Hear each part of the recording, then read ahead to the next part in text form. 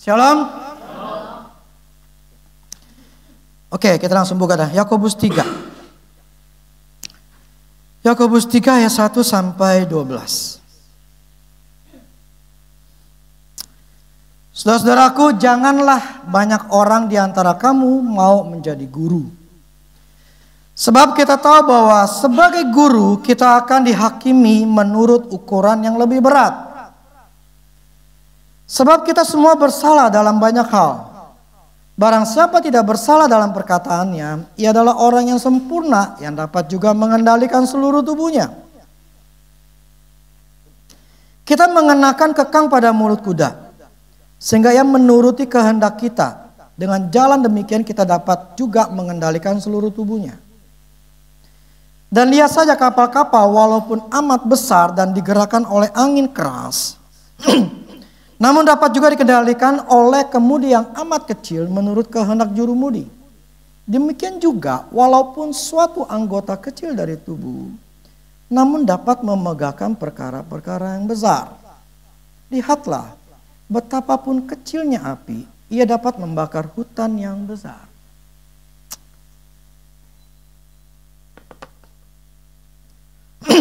Jadi gini, di sini firman katakan, yang paling ini karena janganlah diantara kamu tuh mau jadi guru.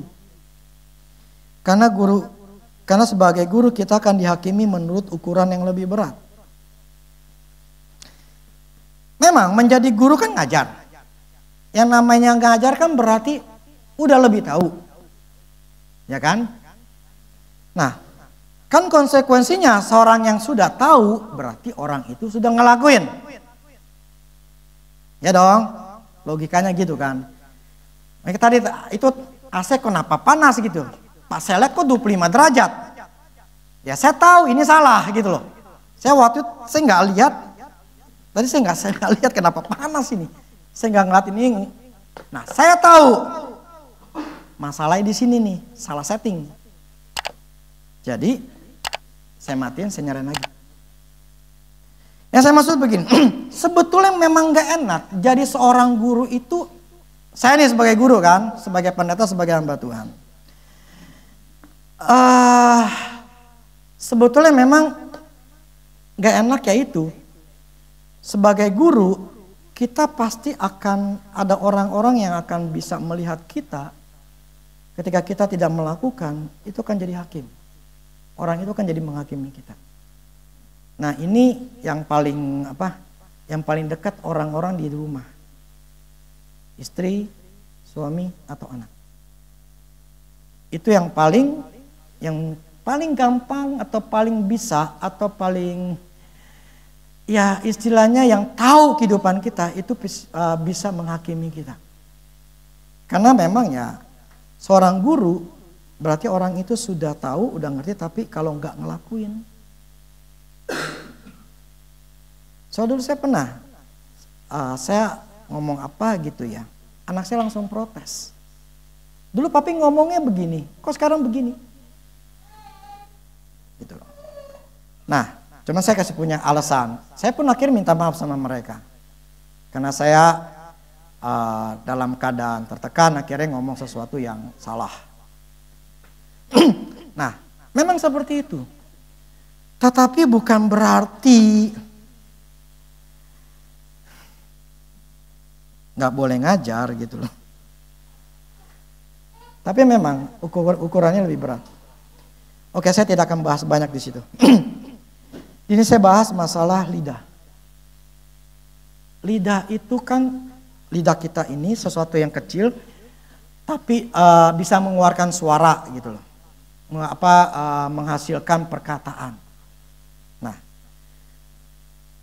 sama seperti juru kemudi, ya kalau kita pernah nonton atau lihat gitu ya, memang kemudi itu kecil banget ya. Kalau kalian pernah nonton yang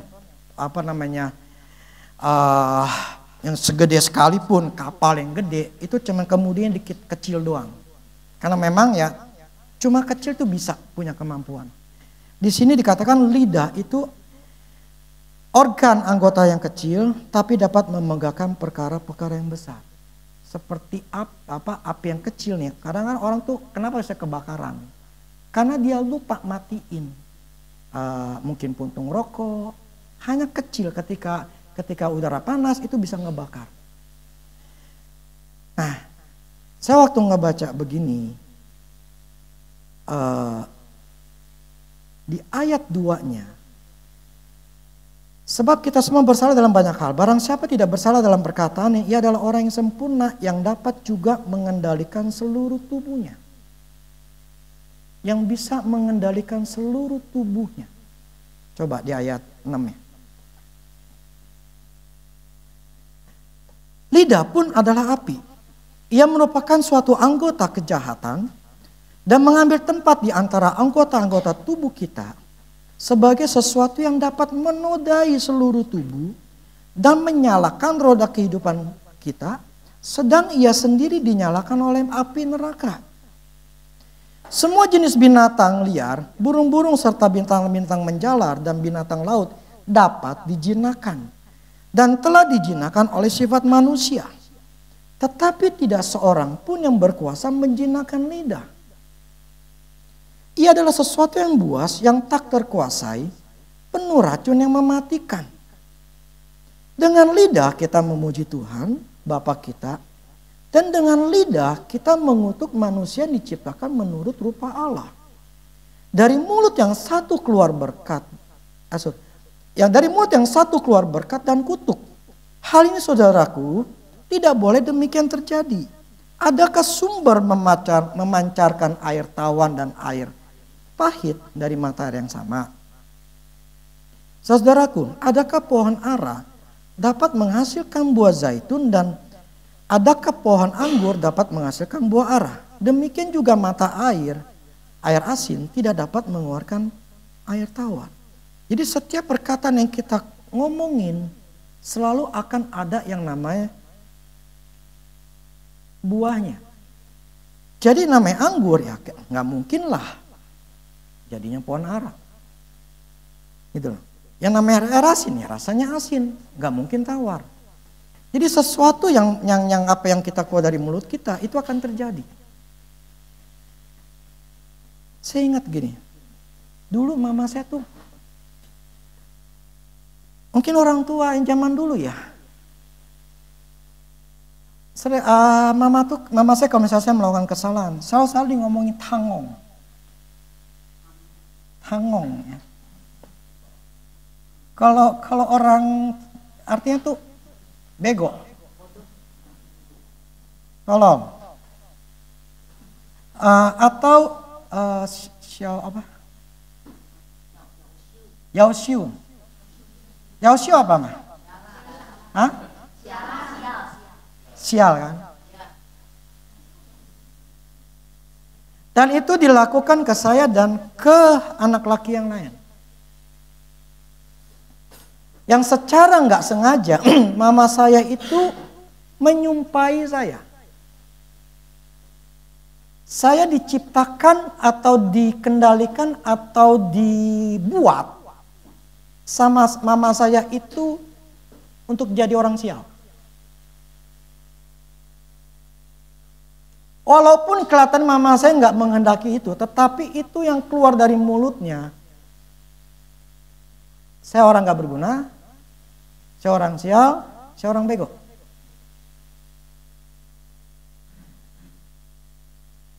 Kenapa itu bisa terjadi? Karena dia orang tua saya. Dia punya otoritas kepada saya karena sebagai anak. Apapun yang dia katakan ya karena dia punya otoritas plus saya melakukan kesalahan, sumpah itu kena.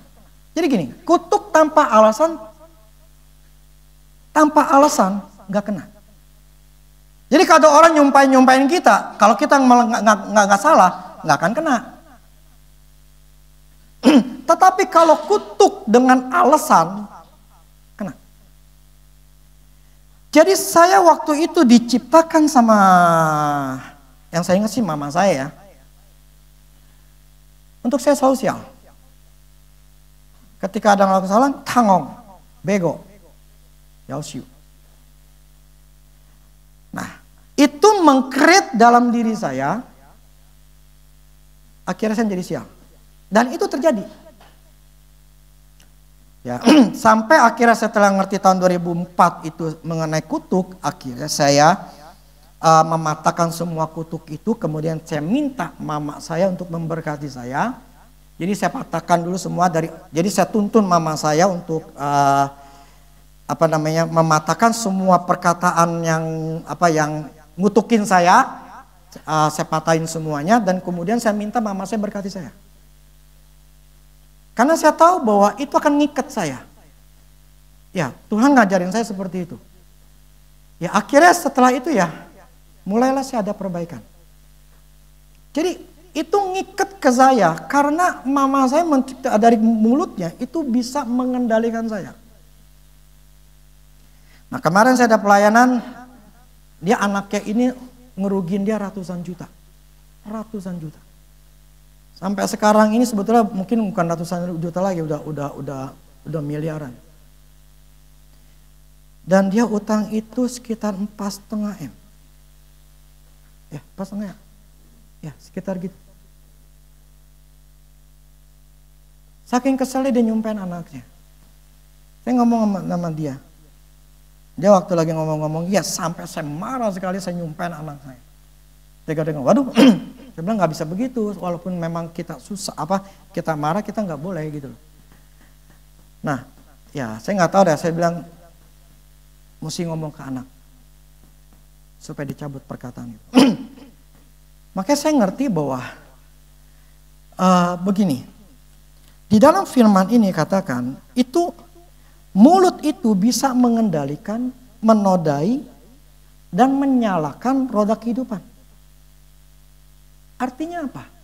Mulut ini bisa menentukan hidup kita. Plus anak kita. Kalau dalam keluarga. Jadi hidup kita ini bisa diatur. Mau kita mau kemana, pikiran kita mau kemana, kita mau jadi apa, ternyata diaturnya melalui mulut.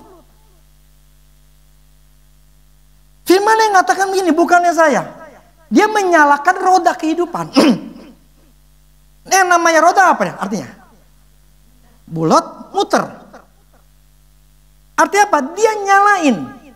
Jadi, yang nyalakan berarti menggerakkan. Ya toh? Jadi mulut ini dikatakan menggerakkan kehidupan, roda kehidupan kita. Jadi mulut kita ini ngegerakin roda kita. Nah, yang namanya roda itu kan ketika kita nyetir, kita naik sepeda segala macam, yang namanya roda itu kita sedang jalan, kita sedang menuju suatu tempat. Betul kan? Nah, ketika kita sedang menggerakkan kehidupan kita atau menggerakkan misalnya sekarang ngemobil, kita sedang membawa kita mau ke arah mana? Kita mau ke Grogol, kita akan mengarahkan perjalanan kita menuju ke sana. Nah, ternyata Tuhan bikin aturan main. Aturan main ada, kalau lu mau hidup lu mau kemana arahnya, mau ke kiri, mau ke kanan, mau ke belakang atau kemana, yang bisa mengarahkannya, yang bisa ngendaliinnya, itu mulut.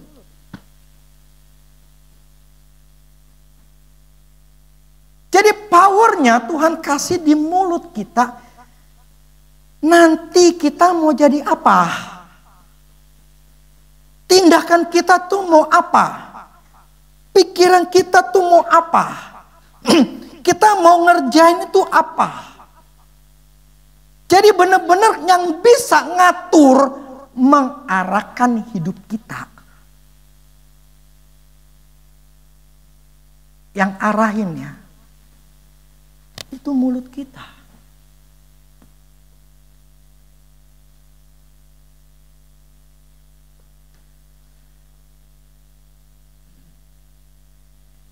Mulut kita maksudnya gini, mengendalikan, menodai, dan menyalakan roda kehidupan. Mengendalikan artinya ya, mengatur kehidupan. Maksudnya apa mengatur kehidupan? Hidup kita bisa diatur oleh perkataan kita. Atau mulut kita bisa mengarahkan setiap tindakan atau kemauan hidup kita. Hidup kita bisa diatur oleh perkataan kita. Hidup kita bisa diatur oleh perkataan kita, bukan diatur sama orang lain. Itu Tuhan bikin aturan main nih hukumnya. Yang ngatur hidup lu bukan orang lain. Yang ngatur hidup lu adalah mulut lu. Nanggap ya? Dan mulut kita bisa mengarahkan setiap tindakan kita. Kita mau apa? Kita mau diem, kita ngomong gue mau diem aja. Kita bilang, gue pinter. Kita pinter. Tapi kalau kita bilang, gue bego. Jadi bego. Gue bisa. Gue bisa. Gue gak bisa. Gue gak bisa. Jadi kita mengarahkan setiap tindakan kita sesuai dengan apa yang kita omongin. Nah, saya tanya sama Tuhan, kenapa Tuhan memberikan mulut itu sebagai alat untuk mengendalikan hidup kita? Atau menciptakan kehidupan kita mau apa?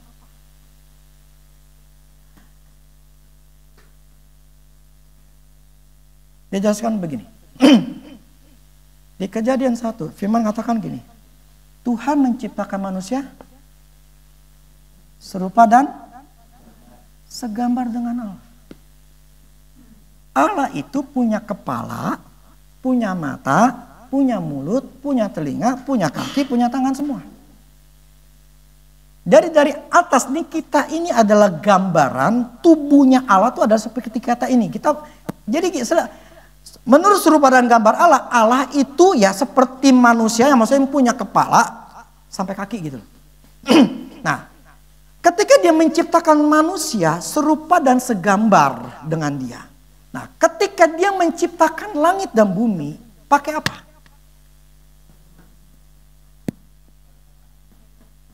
Pakai ucapan perkataan.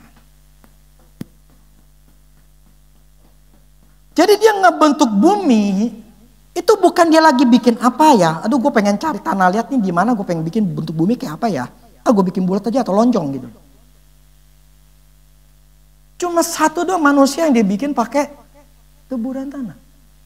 Yang lain semua dia ngomong, jadilah terang.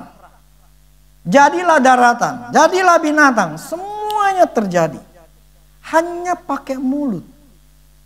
Bukan pakai benda sesuatu yang dia buat.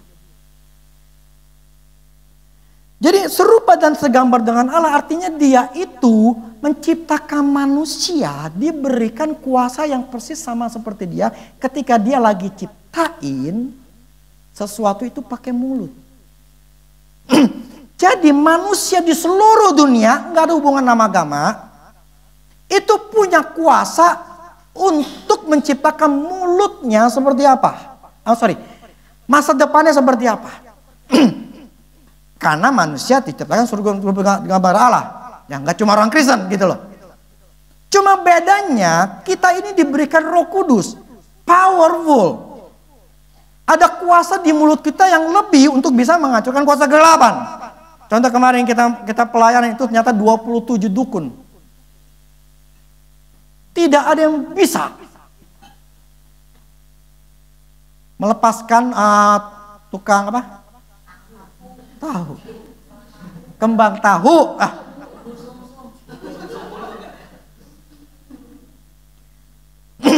Ya, nggak bisa untuk melepaskan dia dari guna-guna. Tapi ketika kita pakai nama Yesus, kita bisa ngalahkan. Nah, yang saya ingin bahas begini. Mulut manusia bisa menciptakan masa depan manusia itu sendiri. Terlepas dari agama apapun juga. Jadi Tuhan memberikan yang namanya kuasa untuk seluruh manusia untuk bisa merubah nasibnya melalui mulutnya. Di sini Tuhan katakan mengendalikan, menodai, mengendalikan, mengarahkan manusia. Roda kehidupannya mau seperti apa. Nah, tadi saya katakan, mama saya ngomong saya Yausiu sama Hangong gitu ya. Dia sedang menciptakan, mengarahkan diri saya menjadi orang yang kena sial terus. Makanya saya selalu gagal terus berkali-kali. Ngalami kesialan. Karena memang roda kehidupan saya diciptakan sama mama saya seperti itu. Jadi ketika kita ngomong ke anak kita, bego lu, tolol lu, gak bisa apa-apa, lu begini aja gak bisa, goblok lu.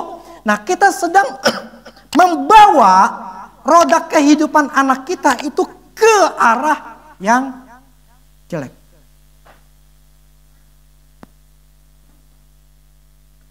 Nah, makanya gini, sekalipun saya marah anak saya paling cuma nyentil atau sahabat pantat. Tapi saya nggak ngomong kasar atau ngomong bego, ngomong tolol, Yausiu lah nggak ada gunanya, lu anak berontak segala macam. Saya nggak pernah ngomong kayak begitu. Kenapa? Ketika mengucapkan begitu, berarti saya sedang mengkrit anak saya, menciptakan anak saya sesuai dengan apa yang saya omongin. Nah, ini bukan cuma hanya ke anak atau ke orang lain. Tetapi hidup kita mau diarahkan, mau kita kendalikan, kita maunya kayak apa. Itu kita bisa pakai mulut kita. Untuk tindakan kita, pikiran kita,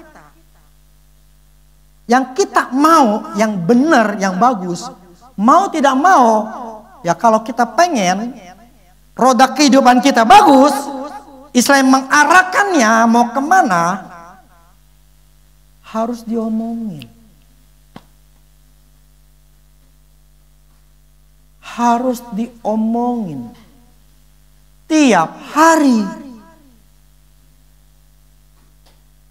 Kalau kita nggak omongin, ini pikiran ya atau tindakan kita jadi nggak jelas. Ini mau kemana? Ini gue mau kemana? Mau negatif mau positif? Nggak jelas. Makanya gini, ketika saya coba renungkan, mulut dikatakan ini bisa mengendalikan, menodai, menyalakan roda kehidupan. Mengendalikan artinya mengatur kehidupan. Maksudnya apa? Hidup kita bisa diatur oleh perkataan kita. Hidup kita bisa diatur oleh mulut kita. Kalau orang yang selalu ngomong, selalu ada satu yang WA konde, aduh nih kok saya sial mulu nih, saya udah mau bayar uang kontrakan nggak bisa. Saya nih saya disumpahin terus-terusan nih. Saya nih kenapa saya jadi dia mengarahkan dirinya selalu sial. Akhirnya memang sial. Nggak dapat kerjaan. Terus selalu ngomongin negatif. Nih kayaknya, soalnya saudara saya nih nyumpahin saya terus nih.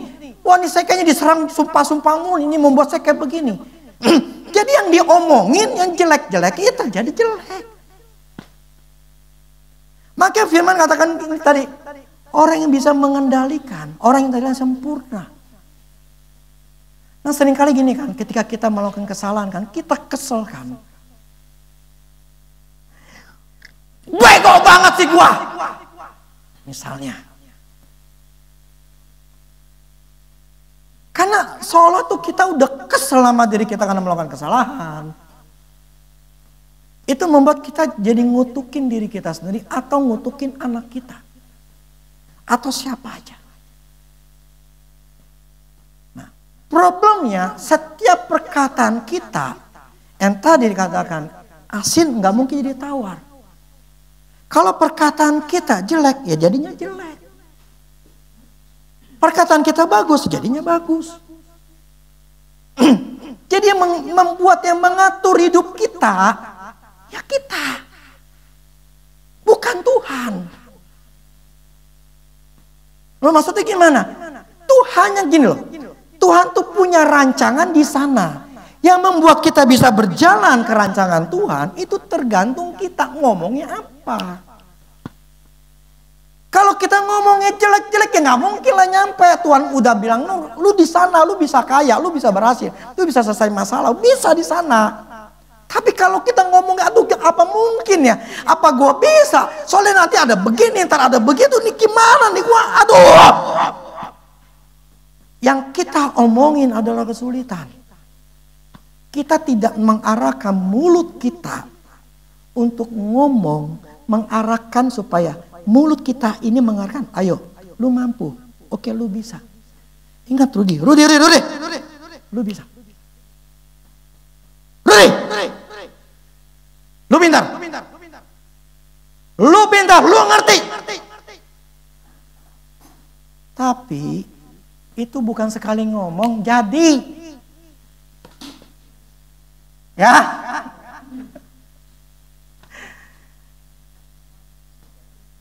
Apalagi kalau kita negatifnya sudah puluhan tahun.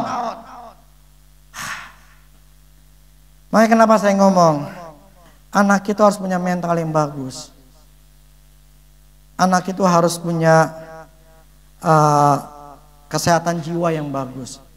Karena itu akan mempengaruhi dia bisa diatur atau tidaknya hidupnya. Nah, kalau kita yang sudah terbentuk dari dulu, yang akhirnya kita harus merubah, itu butuh effortnya, usahanya sangat besar. Dan itu sangat sulit. Sangat sulit. Tetapi ya ini, kehebatan lidah kita itu menciptakan masa depan kita.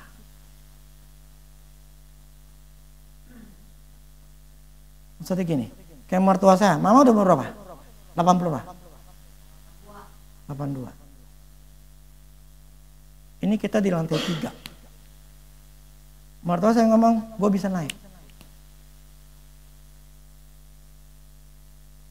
Untuk umur 82, dari lantai 1 sampai lantai 3, itu mesti perjuangan. Ya. Tapi karena dia ngomong bisa, otaknya, tubuhnya diarahkan sama kakinya. Lu jalan ke atas. Lu naikin tangga. Lu bisa. Tapi kalau udah bilang, aduh gue gak bisa. Gak bisa. Capek. Aduh ntar kenapa-napa. Nah, kita mengarahkan tindakan kita menjadi apa? Enggak mau naik ke atas. Kita mengarahkan kaki kita untuk tidak mau ngelangkah. Ya kan? Logis gak sih?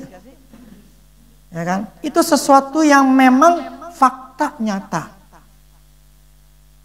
Bahwa ketika apapun yang kita omongin, itu akan menghasilkan efek atau memberikan perintah kepada tubuh kita, pikiran kita, tangan kita, seluruhnya sesuai dengan apa yang kita omongin. Jadi inilah hukum aturan main yang Tuhan ngomong di dalam firman Tuhan. Bahwa lidah yang begitu kecil, bahkan dikasih sebagai neraka. Maksudnya begini, kalau neraka dalam terjemahan TSI-nya yang sedang ia sendiri nyalakan oleh api neraka. Jadi gini, iblis itu bisa, api neraka itu ada iblis. Iblis itu bisa menyalakan api besar melalui lidah kita. Iblis itu bisa pakai mulut kita untuk bikin masalah. Iblis itu bisa pakai mulut kita membuat kita gagal. Iblis itu pakai mulut kita untuk bisa menfitnah, merendahkan orang, membuat orang lain susah, diri kita susah, anak kita susah. Iblis bisa pakai mulut ini. Itu maksudnya dinyalakan oleh api neraka. Makanya firman katakan kita nggak bisa satu mata air itu keluar dua. Dan itu nggak mungkin. Jadi untuk bisa kita merubah nasib kita itu rumusannya adalah merubah mulut kita. Nah, problemnya kita ini melihat fakta. Yang akhirnya fakta yang kita omongin. Fakta yang susah kita omongin. Yang membuat kita jadi tindakan kita, pikiran kita jadinya yang negatif.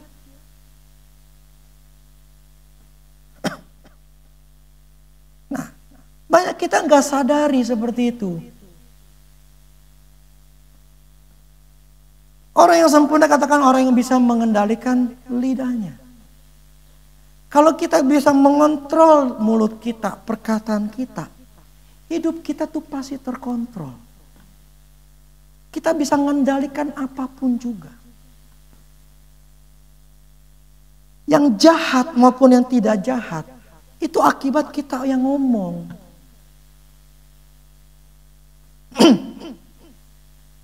Makanya sampai sekarang saya sama istri saya ngomong, Tuhan aku mempercayai kemurahan-Mu, kebaikan-Mu, kebajikan-Mu itu mengikuti anak-anakku.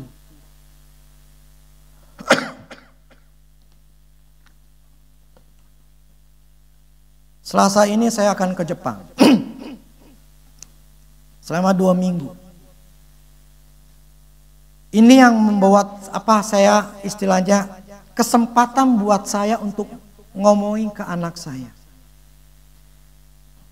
Ya sekali lagi namanya guru, orang tua itu adalah guru. Dia harus mengajarkan anak apa yang salah, apa yang terjadi supaya anak tidak mengalami hal yang salah. Ini akibat saya pelayanan, akhirnya saya ada satu kasus ini saya bilang sampai ngerugin bapaknya. Sampai miliar begitu, itu akan saya ceritakan ke anak saya. Dengan tujuan apa? Supaya anak saya jangan sampai nyusahin saya.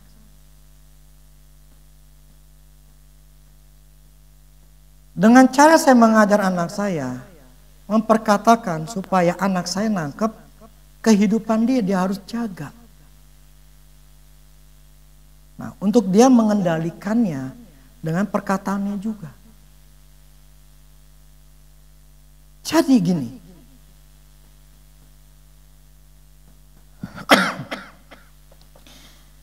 kita harus sadar, mulut kita ini akan benar-benar membuat kita ini mau jadi apa. Kita harus ngomongin, sebutin nama kita sendiri. Rudi, lu mampu. Rudi, lu bisa. Rudi ingat, Tuhan tidak pernah meninggalkanmu. Rudi ingat, Dia adalah gembala yang baik, takkan kekurangan aku. Rudi, Tuhan itu akan menuntun di jalan yang harus kau tempuh. Tuhan akan tuntun engkau, Tuhan akan pimpin engkau, Tuhan akan kasih engkau. Caranya gimana? Tuhan memberikan kepada engkau, Rudi. Nah, itu untuk mengarahkan pikiran saya, tindakan saya, selalu diingetin bahwa saya harus tetap mempercayai Allah yang akan membawa saya ke dalam seluruh kemenangan. Jadi prosesnya itu saya harus memperkatakan apa yang saya mau, apa yang firman Tuhan katakan, supaya tindakan saya ini bukan tindakan yang jadinya salah. Kenapa? Karena otak saya sudah omongin, Lu bisa, lu mampu, lu bisa. Jadi supaya otak saya nggak, aduh ini gimana gitu. Tapi untuk saya menjadi punya kepercayaan, yakin. Walaupun melakukan kesalahan, tetap mempercayai. Ngomongin lagi.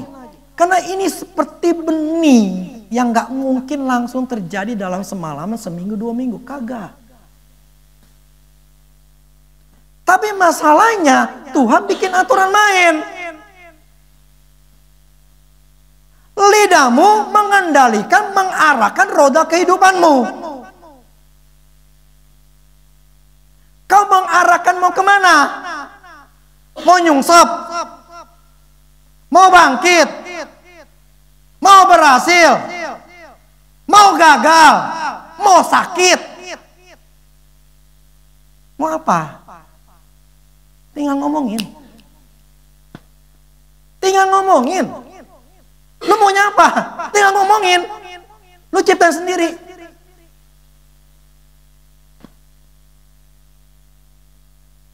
Tapi bukan sekali, 2 kali. Jadi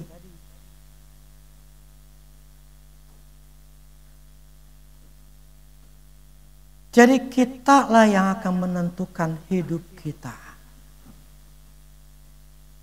Amin. Jadi jangan nyalakan Tuhan.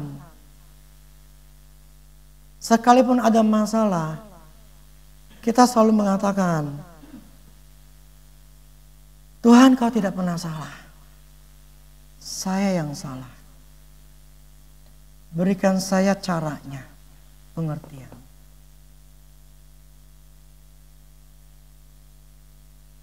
Supaya saya ngerti jalannya Tuhan. Saya istilahnya sudah menciptakan saya menciptakan. Makanya sekali lagi, mengapa saya selalu ngomong, saya sayang anak. Karena tindakan saya berpikir akan merusak anak saya atau tidak.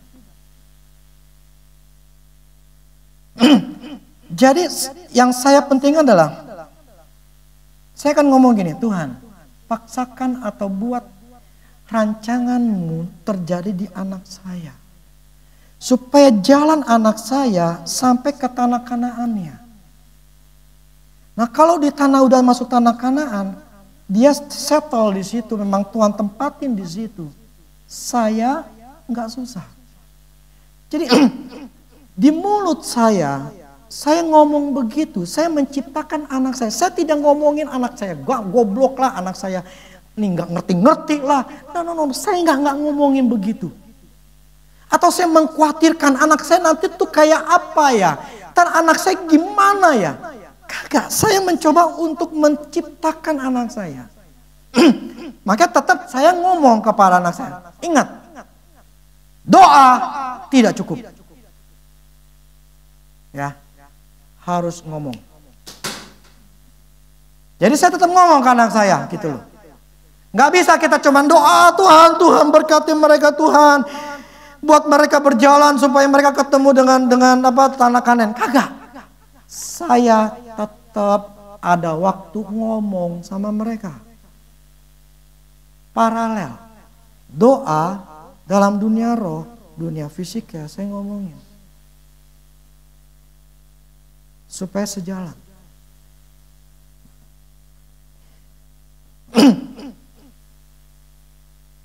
Kita mau jadi apa? Anak kita mau jadi apa? Kita yang nentuin. Kita diberikan kuasa seperti itu. Apalagi kita punya Roh Kudus. Powerful sekali. Tapi problemnya ini gak gampang.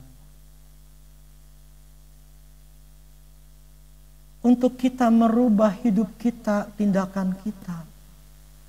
Itu harus konsisten ngomongnya. Harus konsisten dan kita harus berusaha untuk menguasai pikiran kita.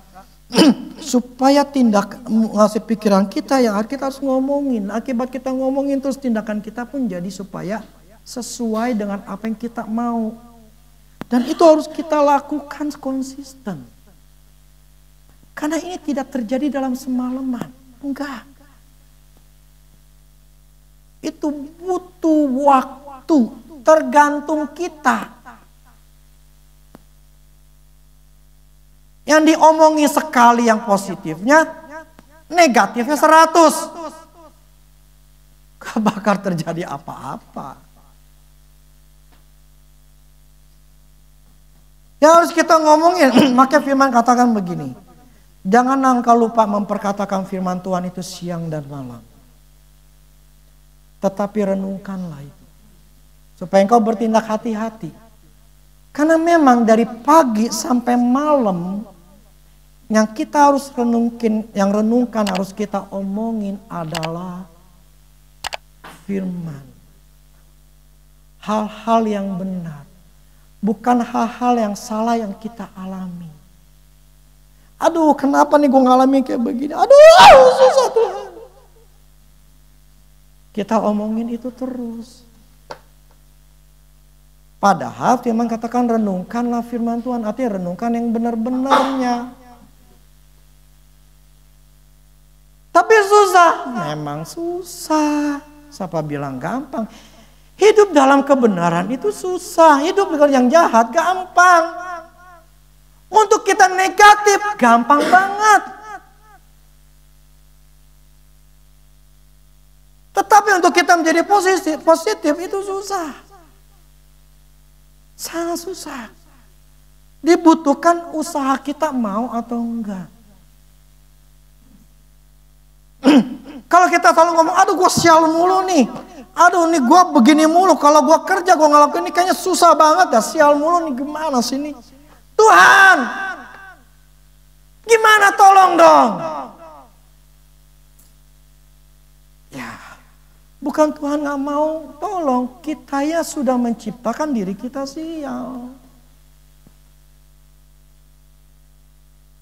Tuhan gak bisa melanggar firman yang di sini katakan. Dia mengendalikan seluruh tubuhmu. Dia menodai, ya kan? Menodai, artinya apa? Kita jadi tercemar. Tercemar apa ya? Dengan hal yang jahat. Jadi, kalau kita pengen menyalakan kehidupan kita, roda kehidupan kita bagus, ciptain dari mulut kita. Contoh dalam kesehatan, saya ngomong begini, dalam nama Yesus, aku sehat, aku kuat. Firman Allah mengatakan, roh di dalam diriku menghidupkan tubuhku yang fana. Dalam nama Yesus, ayo Roh Kudus, hidupkan tubuhku yang fana ini. Ya sel-sel yang rusak, bal-bal segala macam, hidupkan dalam nama Yesus. Jadi saya menciptakan di masa tua saya atau masa sekarang, saya hidup sehat. Jadi saya nggak mau menggambarkan di imajinasi saya, aduh nanti gua tua, nanti gua penyakitan. Gua mesti jaga-jaga nih. Ntar kalau gua sakit nih gimana?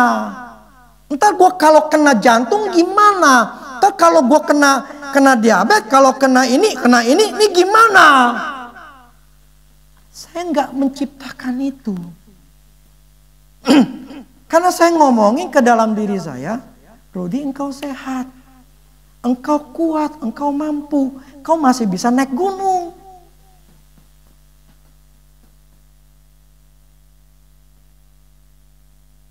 Jadi saya berusaha untuk menciptakan masa depan saya yang benar. Walaupun saya tahu itu susah. Kita nggak melihat efeknya langsung. Saya ngomong susah ini memang saya ngalami susah. Susah.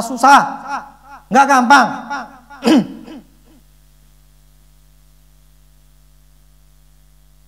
Tapi memang ini aturan mainnya mau dibilang apa?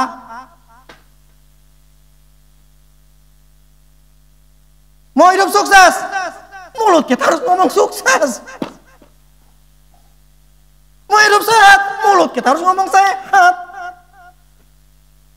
Lah kok mau hidup sukses tapi mulut kita ngomongnya gagal mulu. Ya nggak bisa. merubah mulut akan merubah masa depan.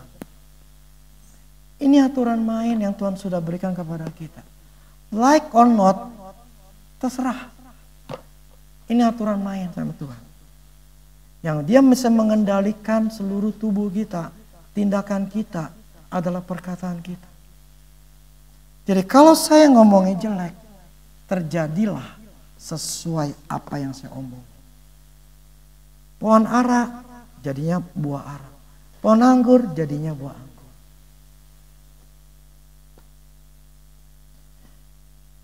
Jadi kita harus berhati-hati terhadap diri kita, mungkin terhadap anak kita, dan kita punya otoritasnya. Kalau dalam keluarga, ya itu istri, anak, suami. Kita mau ngomong apa? Ngomong anak suami, lu bego banget lu. Begini lu nggak bisa. Suami itu kan jadi bego. Dia nggak bakal mampu. Kenapa? Karena mereka itu punya hubungan satu sama lain. Karena mereka sepasang. Dan itu akan meng-create keluarga.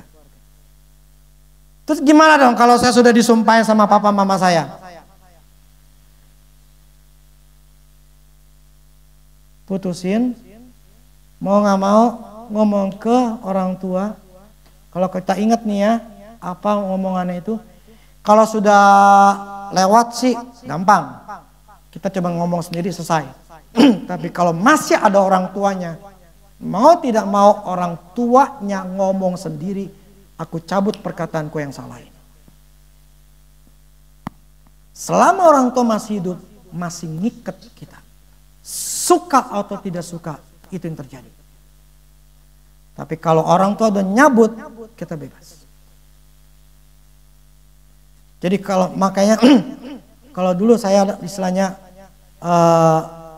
pernikahan gitu ya, saya panggil orang tua mereka masing-masing. Tujuannya apa? Mungkin mereka pernah ngomong waktu masih kecil, ya anak sial atau gimana, mesti dicabut. Kan itu resiko. Nah, perkataan ini sangat luar biasa. Power. Jadi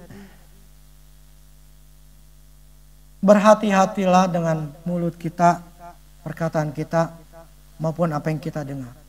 Berhati-hati. Dan arahkanlah perkataan kita ke roda kehidupan yang bagus. Amin.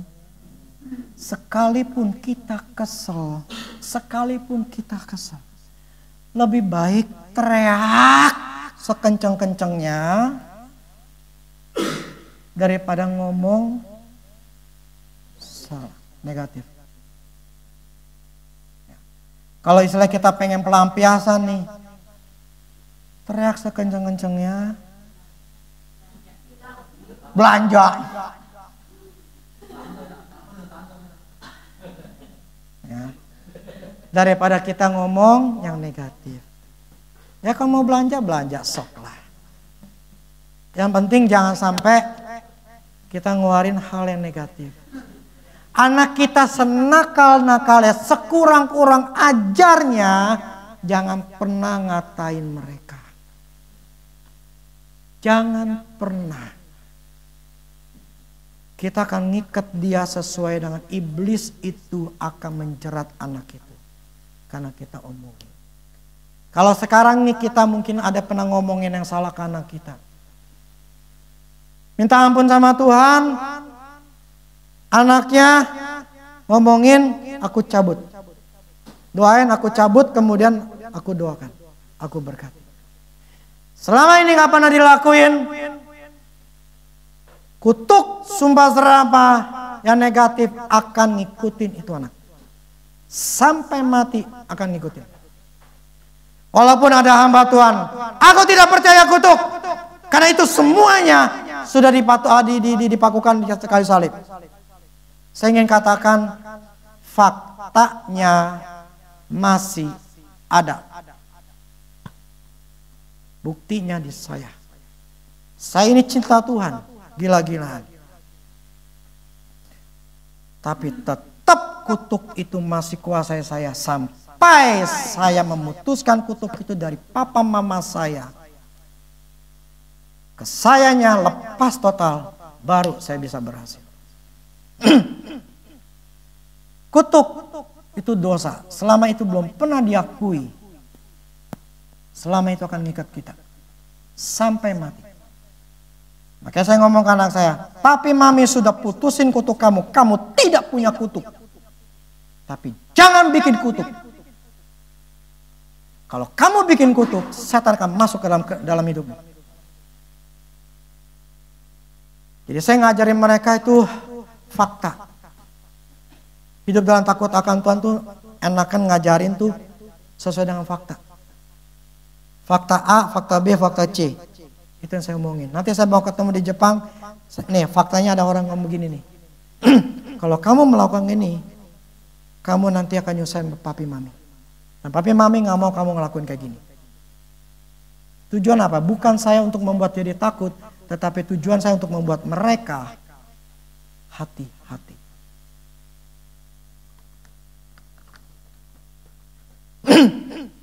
Amin.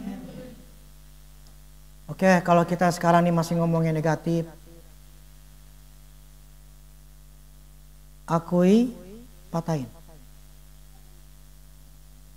Ya, aku hapus perkataan tolol, perkataan goblok, perkataan gak mampu, aku patahkan di dalam nama Yesus. Sekarang aku nyatakan bahwa aku ini kuat, aku ini berhasil, aku bisa, aku pintar, aku mempunyai power, ada kuasa dalam diri saya yang memampukan untuk saya ngerti. Saya udah tahu apa yang saya harus lakukan karena Tuhan memberikan nikmat kepada saya. Tuhan akan menuntun saya. Aku percaya bahwa Allah akan memberikan kepada saya jalan keluar. Aku percaya bahwa Allah mampu menuntun saya di jalan yang harus saya tempuh. Ngomongin seperti itu. Supaya kita menuntun roda kita menuju keberhasilan. Amin. Bisa? Kita rubah. Oke, demikianlah firman Tuhan.